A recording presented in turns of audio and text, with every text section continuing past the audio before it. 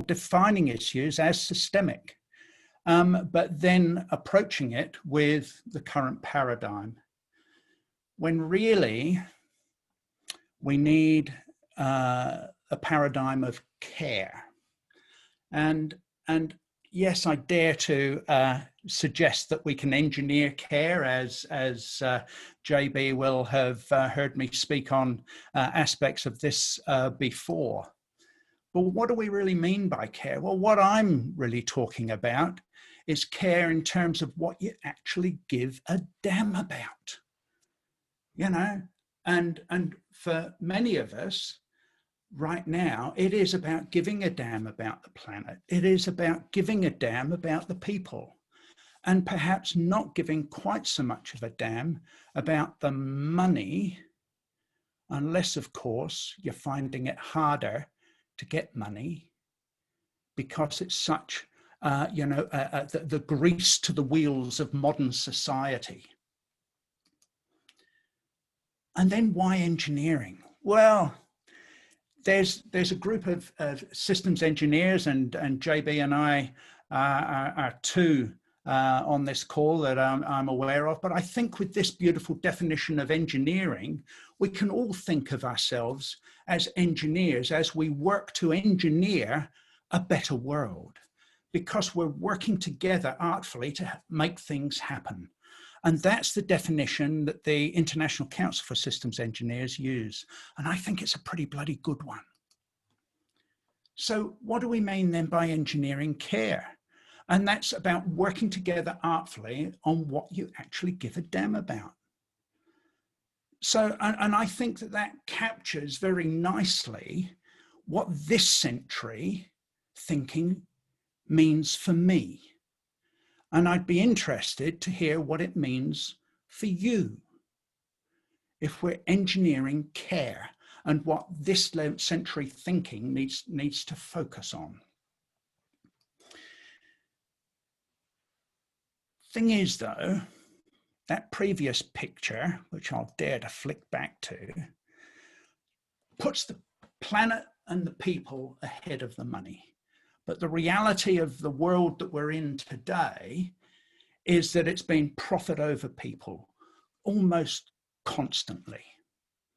And if you are in that part of the world where indeed, 8 men own more wealth than over half of the population of the world, you can almost go, well, what hope?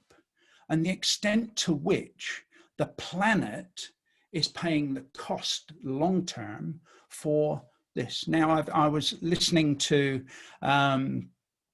Professor Dennis Meadows today, and he, quite rightfully make the point, well, actually, the planet will survive. The question is, will we?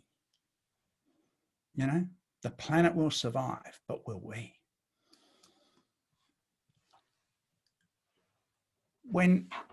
In terms of the animal species, they've paid a huge bloody price for our advancement, or advancement, depending on if you're measuring it in monetary terms and the ways in which we've done that. I started work in 1970 at age 15, and to think that in my working life, 60% of the animal population in this world has been decimated. It's just amazing, just an astounding and almost demoralizing figure. And then, of course, what else are we doing? Well, we're stripping out all the natural vegetation and planting all sorts of things like palm oil trees and what have you, which removes habitat that threatens 85% of the species. So that previous slide really has only got one direction to head in while we're doing this. And then the sleeping giant that's sitting in the background, heavens above, right? For those people who have lived in areas that have been ravaged in Australia just this last year with floods, drought, bushfires, COVID, back to floods, and other areas still in drought, you get a smack of this all the time. But we know that the systemic issues in this really means that all of us need to pay attention. So what do I give a damn about? Well, here's 10 good reasons for me to give a damn about the future. And there's my lovely daughter there, Trinsa, who's on this call, our other daughter, Kylie, their husbands, and they've two children each. And we're on holiday here a good 8 years ago. And this little fellow here in the middle, with his feet still firmly planted on the ground, is our firstborn grandson, Cameron. And Cameron's the archetypal millennial, right? He was born in 2000. He is the definitive millennial. And some would say, I am. So part of the entitled generation. And I go, well, you know what? On some ways, I can sort of get that. And the criticism sticks. But on other side of the coin, I think, but we're now 2 decades into the 21st century.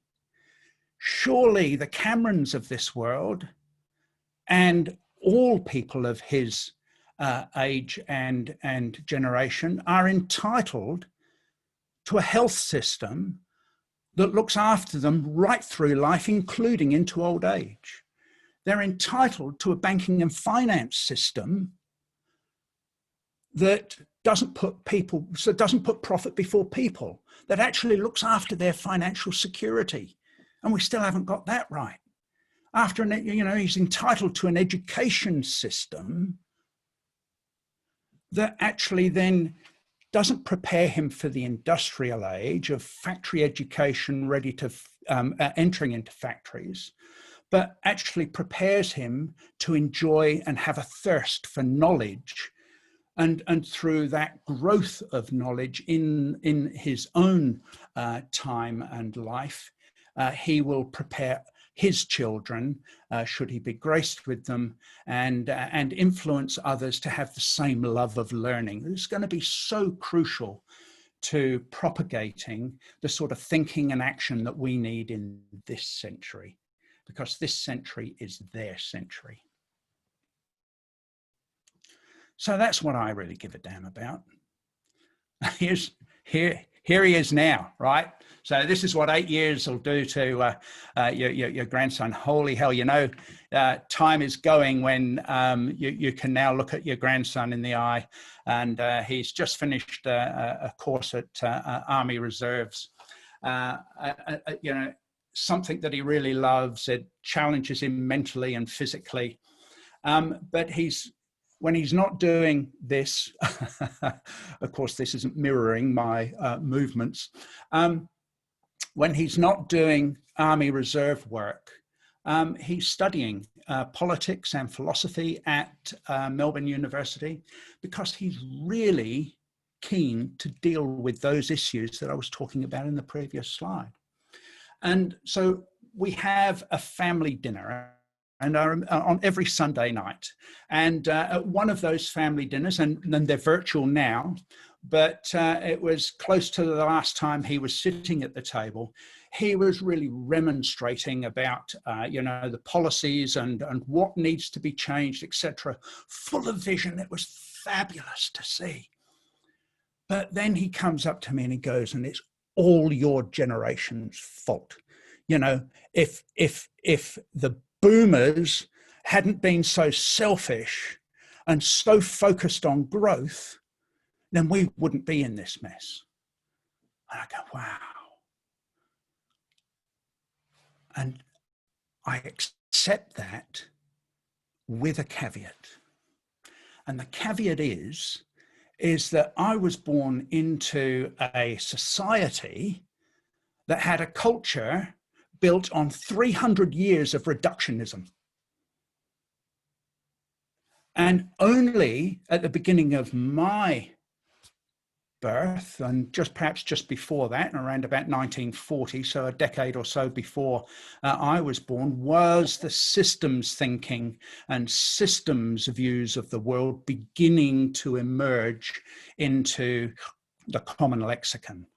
And so we need to bear in mind the impact that reductionism has had on the way in which we see this world, the dominant paradigms that people carry with it into the world, and indeed how what started in the late 40s and was really built up through my generation and subsequent generations is a need to deal with a far more expansionist point of view.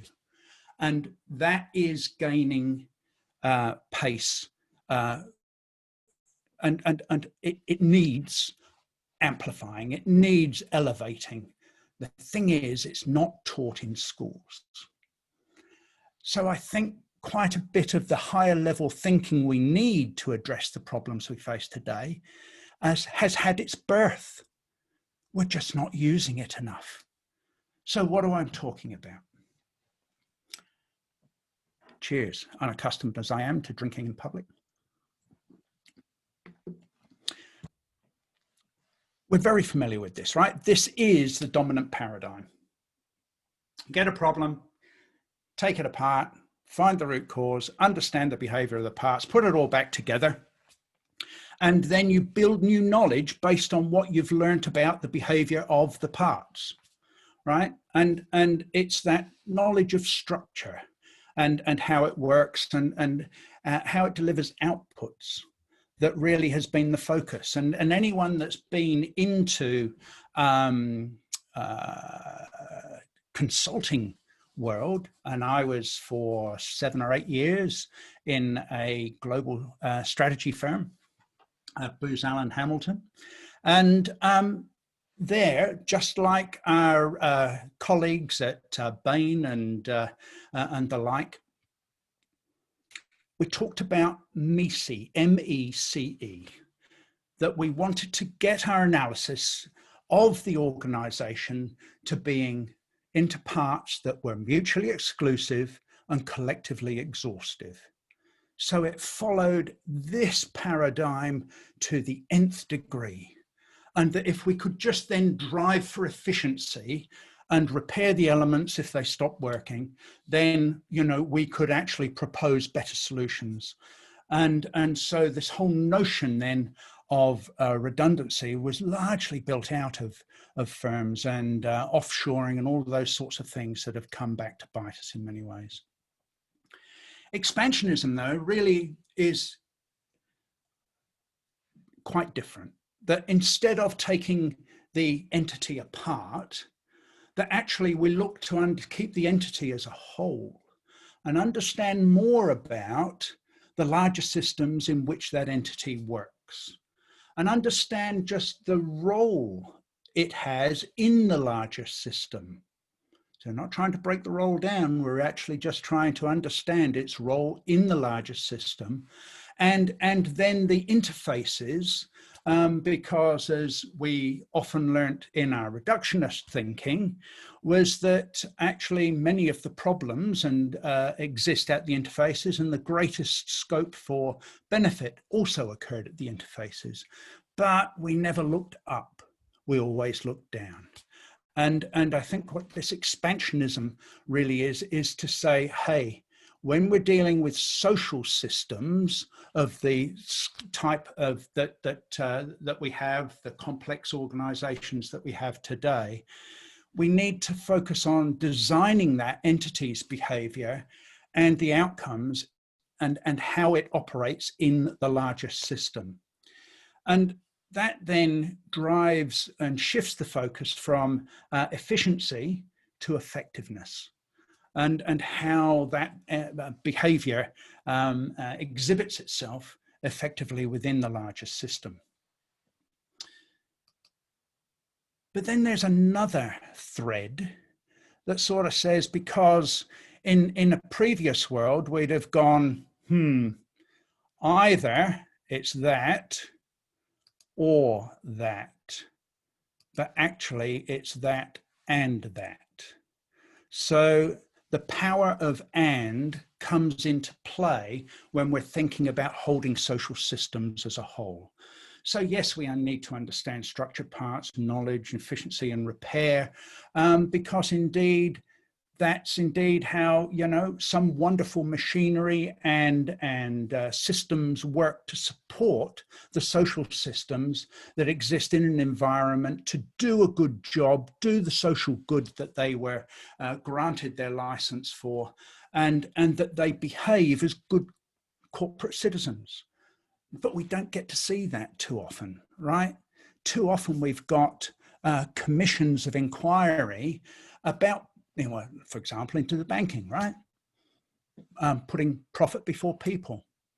And we could overlay on this a number of other examples. You know, more recently, for those of us in Australia, the Murray-Darling Basin, which is just that major water system that feeds so many communities and the environment over several thousand kilometers of at times very poor soil, but yet a wonderfully unique existence that is dying because of the dominant paradigm being more on the parts and the profit of the parts and the efficiency of the system rather than the effectiveness of the whole. Now, not all analysis is bad. In fact, we need it. And one example I get from my own experience was that in Washington, I was the, amongst other things, Washington contact officer when I was in the defense science world for nuclear, biological, chemical, and radiological defense. So we were focused on the defense part of it, right? And there were many things throughout the 90s that included the Chemical Weapons Convention and Australia's attendance at The Hague and whatever. And too often those were grouped into one category of weapons of mass destruction because they could absolutely slaughter and you know, forever change society and the environment. And some could say that's already happened. But if you wanted to intervene and actually properly understand an effective policy for weapons of mass destruction, you really have to understand at the parts level how each of those major threats react at the cellular level, because it's what it does to us at a cellular level that then determines the policy response. And the same is true, and we're seeing that play out today with COVID, right? And I'm not suggesting that is a weapon of mass destruction, but it's certainly a lot of mass destruction going on right now in terms of the upheaval that it's doing to the world that we've come to know. And the thing about this is that in many ways, you've got something that is structurally divisible, but at the same time, functionally indivisible. So what I mean by that is that from the structure, yes, you can break a health system down into its hospitals and units and so on and so forth. But functionally indivisible, if the outcome you're looking for is well-being, then you can't divide that. That has to drive everything that you're thinking about. And then therefore needing to understand the contribution of the parts through the emergent properties they offer to the whole. And how indeed then control is exercised, not by power over, but by communication with. And that you don't find solutions to well-being, but actually you plan and prepare interventions. So planning becomes you know, perhaps one of the most important undertakings that we need to focus on for better systemic intervention. But there's three tensions that lie across all this. And there they are, short-term versus long-term. Yeah, okay. Very much short-term needs, you know, are actually, the future is mortgaged when we just look at the short-term needs. Profit over investment, plenty of examples about that. And parts versus whole. And these three tensions come from an article, Managing the Right Tension, by Favaro and Dodd in Harvard Business Review. And I'm happy to share that article with anyone if you would like me to do so. But in that article, they suggest that well, the best that any corporation can do is choose the right tension and manage that one. But from a holistic point of view, all three of these are constantly at play. So you ignore any one to your peril. And part of the challenge for the higher level thinking of today and for this century is indeed how we manage the three tensions collectively. And two questions. So people come at you from the old paradigm and they go, oh, look, actually, we need to do this, right? We need, well, I could think of, you should just think of, you know, the last time someone threw at a solution at you. Well, the best way to actually then explore from the analysis side of, you know, that dominant paradigm to help move them across to the expansionist is to say, well, if that's the solution, what's the problem that it fixes? And that in a way elevates it within the same paradigm, so you haven't scared them off. And if that's the problem, why is it a problem? Now you can begin to move into the environmental issues and begin to explore whether there's more participants at play, whether there's more issues actually that have been, that are interdependent on the issue and the solution that you actually want to address. And then you can come back to a better definition of problem and perhaps open a better range of thinking and prospective solutions. And then come down to having one anchor. And that is really around the long-term intent. Because, you know, we've long since mortgaged the future. And I'm all for companies saying that we're here to make a profit. Fine. But they need to remember the words of the governor of the Mark Carney, when he was governor of the Bank of England, to say, well, those corporations that ignore climate change do so at their peril, for they will go bankrupt. And this notion then of, so where do you get the anchor when you're dealing with a broad range of issues to help manage the conversation and bring it back to what it is you're actually here to do? What's the long-term intent? Do you understand the aim? Do you understand the paradigm that you're using to actually achieve that? And have you given the people that are doing it the power to change? Because they're going to face a whole range of issues that won't fit the dominant paradigm. And actually what you may well find is that you're creating your own paradigm. And that is the source of differentiation. So best practice is best for who? So we can think of the world really as in a state of needing critical care right now. The structurally divisible paradigm leads us to, you know, looking to hold people to account. You can see that happening in the interplay between our Prime Minister and the Premier of Victoria. And I'll just say, you know, good on Dan Andrews for the stand he's taking by and large. I think he's doing a bloody good job. But the whole focus of journalist inquiry and the like is actually to say, but how come this system failed? How come you haven't learnt the lessons, and who's to blame? Someone needs to be fingered. Well, that is the behavior of the old paradigm. That's just the analytical frame of reference, the reductionist point of view. But on the other side of the ledger, those things that are functionally indivisible, like the well-being of the health of this nation, then that comes with a collective responsibility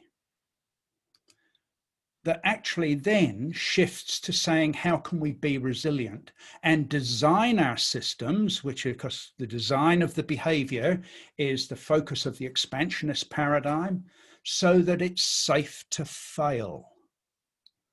Safe to fail. And that's, the main goal here. Right, and those like Rebecca who have been in the quality movement, are actually steeped in the quality movement, would no doubt align with that whole notion of what is the sense of quality in building a resilient future.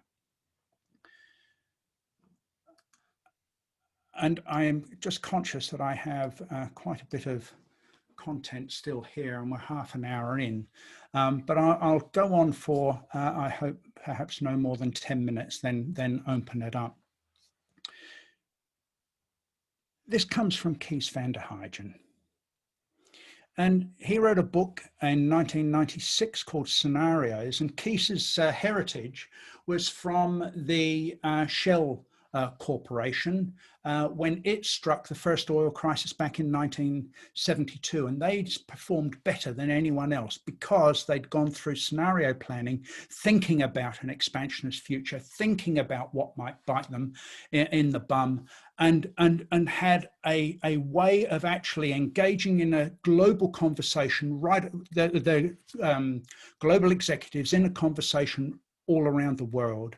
So for him, and this is one of the most prescient statements I think that holds, is that when uncertainty is present, and it certainly is, then strategy moves from finding the one best strategy, that's the reductionist paradigm, to creating the most skillful process. And it's a process of communication, knowing that as soon as you write it down, it's wrong. As Eisenhower said, or plans are nothing, but planning is everything. And this holds true. But COVID has given us an opportunity to reflect. And I wonder, have you seen greed being replaced with grace? You've probably seen a bit of both.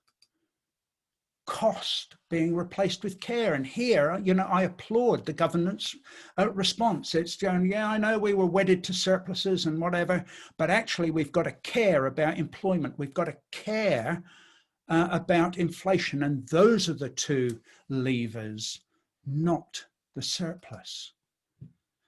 And that, we move from the reductionist systematic approach to the expansionist systemic thinking. And it's really around that issue of systemics where we're most focused, I think, in this particular conversation. But there's one other thing, and it's sort of captured here in this slide, where the nurse says, yeah, I've just ordered 10 milligrams of morphine for a patient whose pressure is 40/26, but I thought I'd check with you before I kill a man. It's great. But what's happened, of course, and we're seeing it, is that we're valuing expert advice, which is, being played out in spades. And in many times in the past, it's been ignored, but ignored at its peril, because as we find with doctors, if they make a mistake, okay, a patient dies. Not good, and but all doctors are very conscious of the patient pathway to address that. Engineers really build things to last, but if they make a mistake, think of the Westgate Bridge, then hundreds of people die when a bridge comes down or when a train goes through a railway station or the like. And systemic failure at that level is paid with a very high price. But when leaders make a mistake, policy mistakes, timing mistakes, then thousands of people die, and sometimes thousands of thousands. So this whole thing of policy, and it was brought home to me when I worked for the New Zealand Ministry for Health, and the head of intensive care there, Peter Roberts, said to me, Richard, bad health policy is more dangerous to my patients than the flesh-eating bug. And this is the leadership domain, right? So you get it wrong and leadership's a license to kill. That is really the issue here. That's the inciting action, and why we should be focused on the thinking, because we're seeing it played out. Some countries have made very good leadership decisions, some haven't. And some have made good leadership decisions too late and seen the consequences.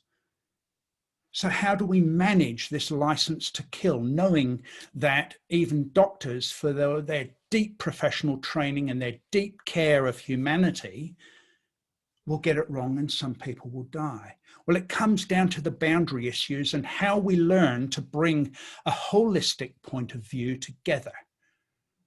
And I've talked about analysis and synthesis in this, but there's one other ingredient that's missing.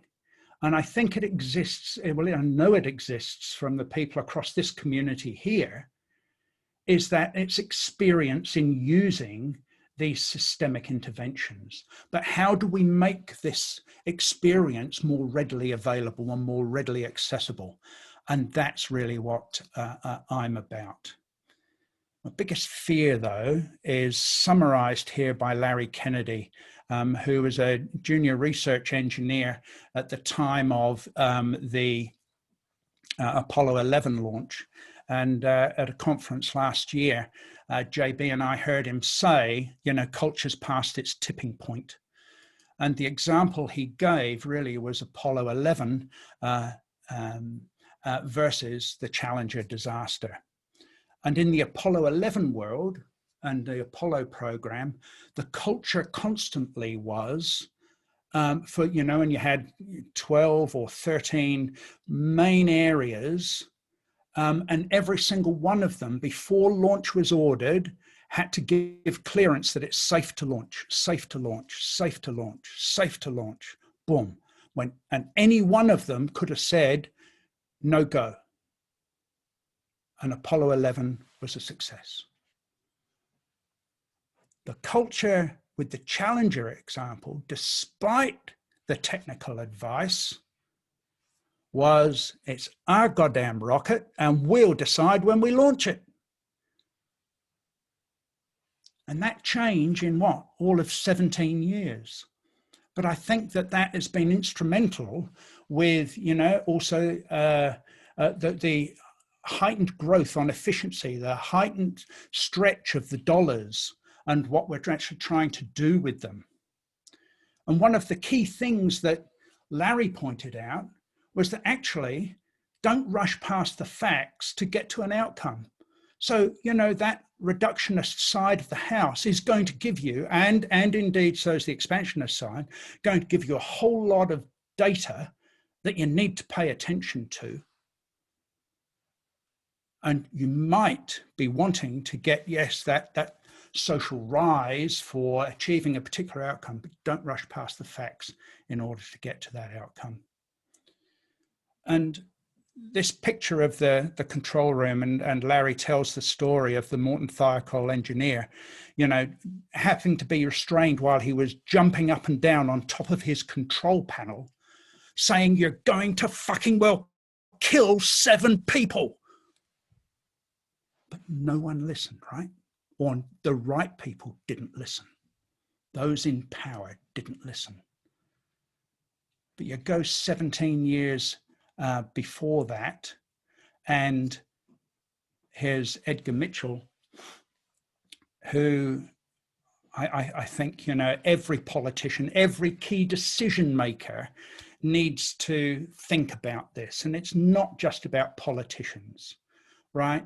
It's all of us that are involved in large or even advising large corporations, that a helicopter view is no longer big enough. We need to place ourselves standing on the moon, looking back where am I? No, I'm pointing the wrong way. Looking back at that little blue pale dot in the universe, because that encaptures the holistic state of the world that we live in. Everything that we're concerned about is on that pale blue dot.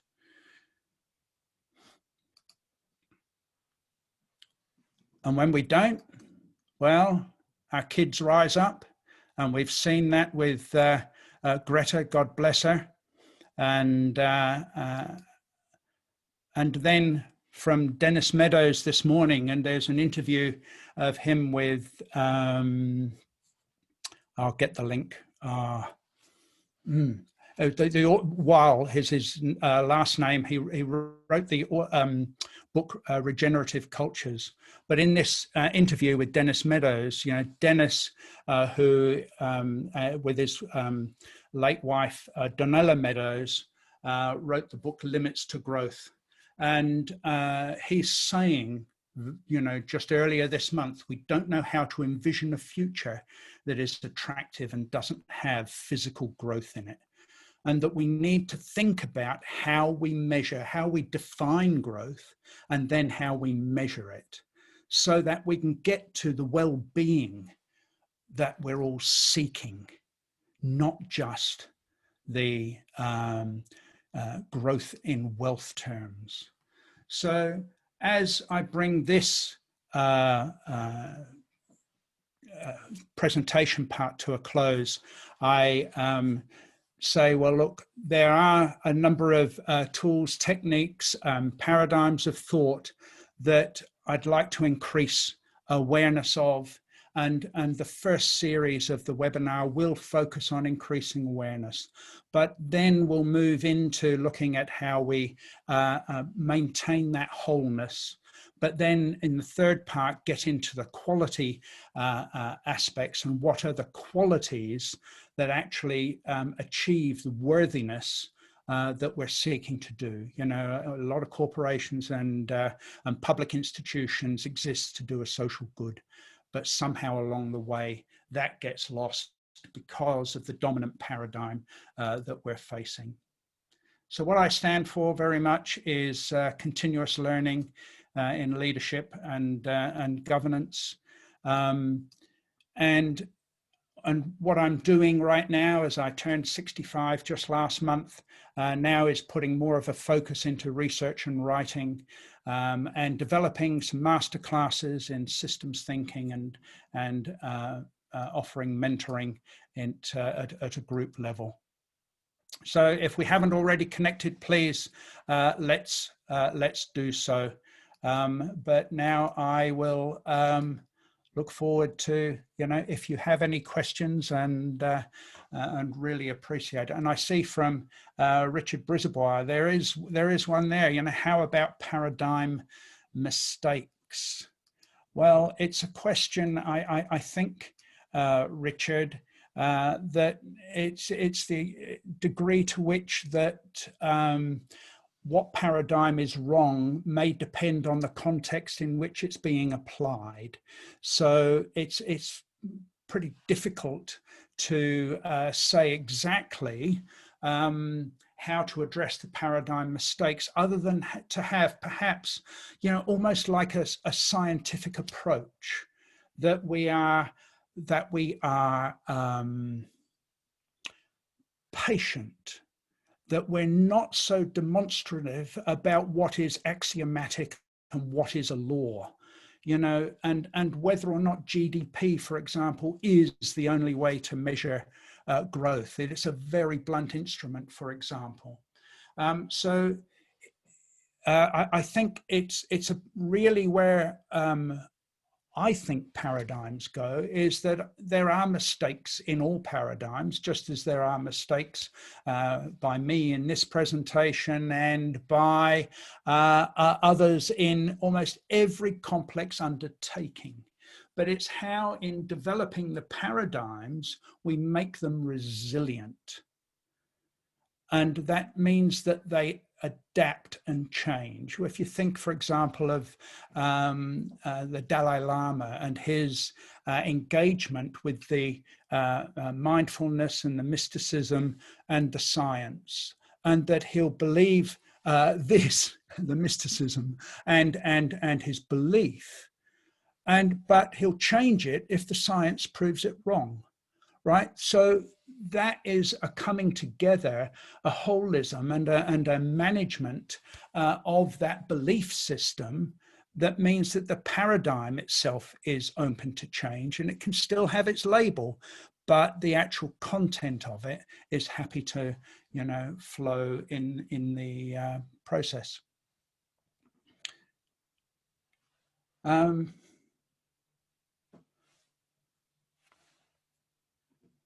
Rebecca says, I love the question, why is this a problem?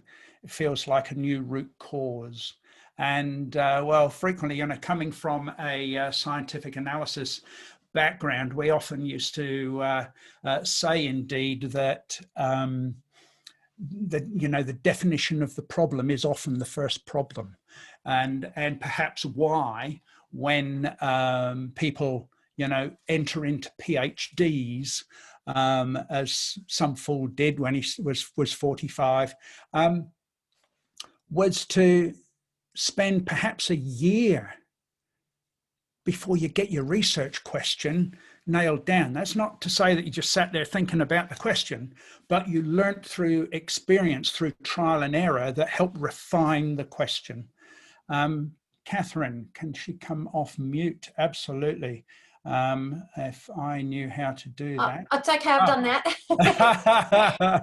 Yes. I hope you don't mind. It's no, just not easier at all, please. than putting it in a chat. Thank you for your presentation, really interesting, and a lot of bits and pieces that I'm really aligned with. I run a micro business. There's 2 of us in the business. We're consultants, and we devote a very large part of our time and effort towards a global giving initiative that supports the UN's Sustainable Development Goals. So I love seeing them up there. But the problem the challenge I have in my thinking is how we know the system, the capitalist system that we're in is flawed, but how do I participate effectively in the system without contributing further towards it?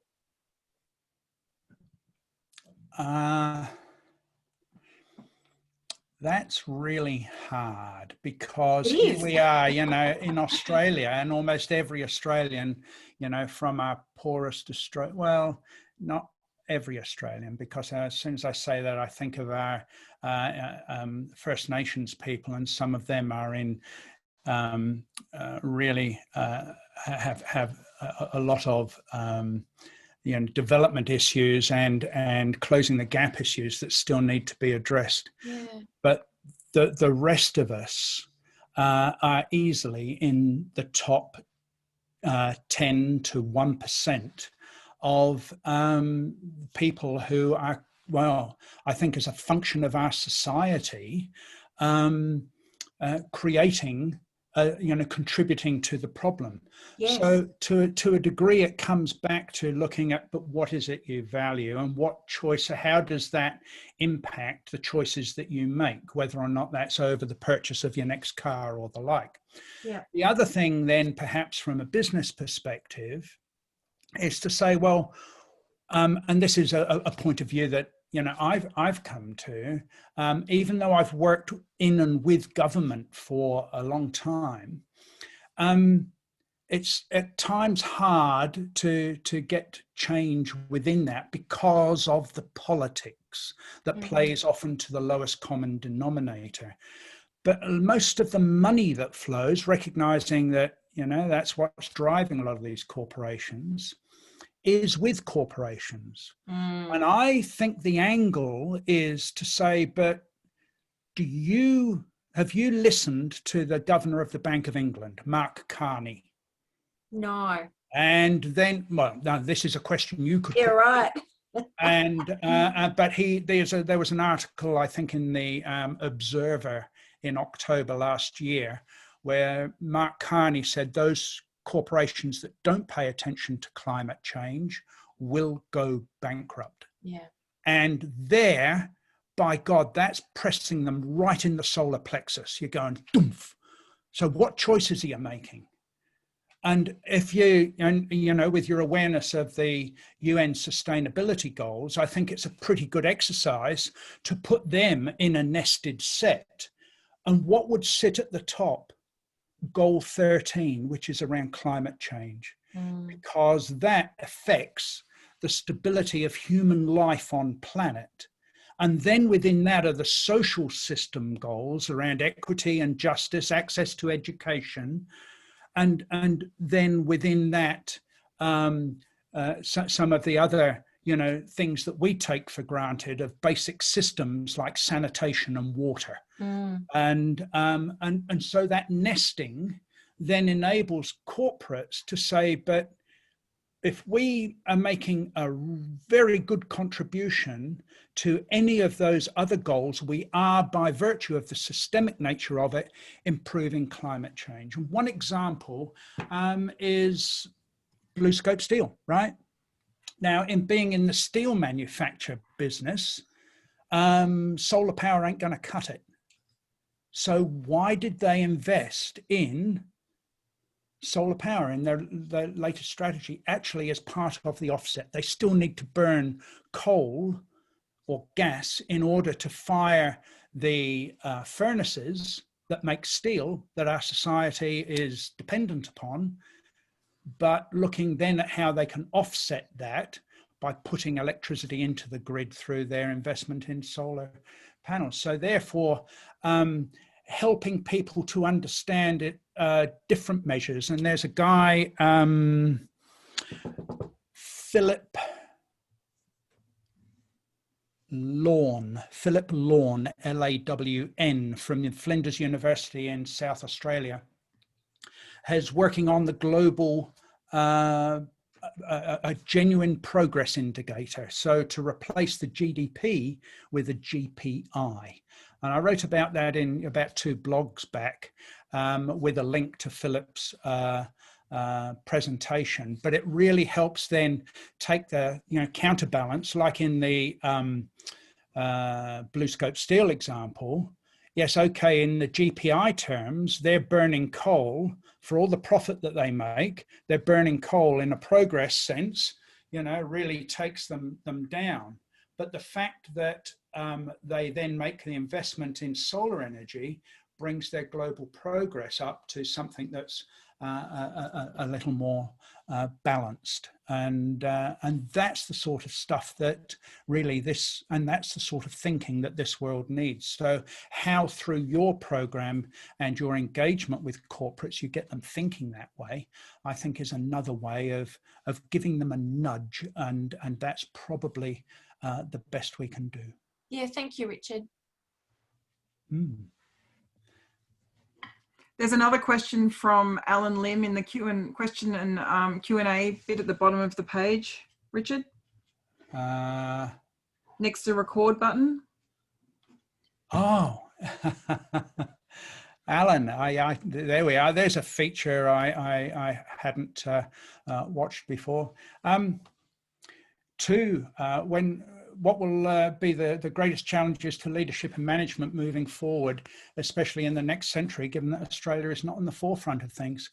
Well, start thinking for yourselves. Don't follow everything that comes out of Harvard or MIT, Sloan, or any of the other major management schools.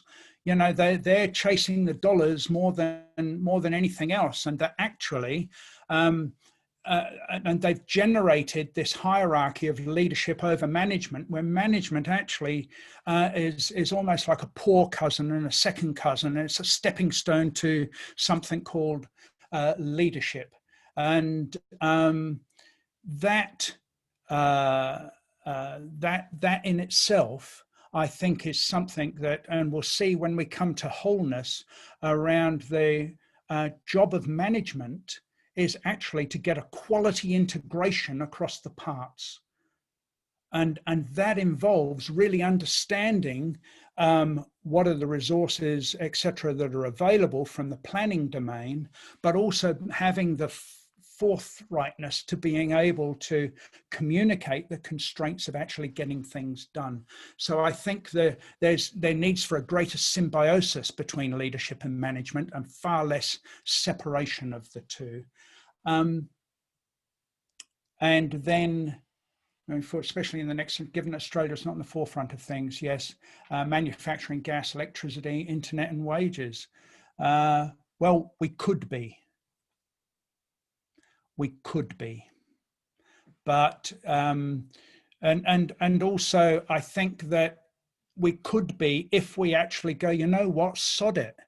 Australians are pretty good at going bugger the rules, you know, and it's part of how we think about, you know, imperialist Britain back in the 1800s. Bugger you lot, you know, and that sort of bloody-mindedness without self-interest and the mateship, etc., enables us to generate our own paradigm. And when we start doing that, then we can see the example of the Atlassians of the world that have done exactly that.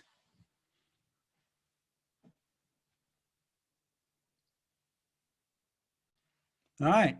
Any other questions? Otherwise, at 2 minutes to the hour, I would just really like to thank you all for your attention. I've enjoyed the hour and really appreciate you sharing your most precious time with me. So, namaste. Go well, and I look forward to hopefully seeing you again on our next webinar. Thanks, and if you liked it, please do let others know, and we'll put the link out and make that available to everyone as well. So thank you once again. Cheerio.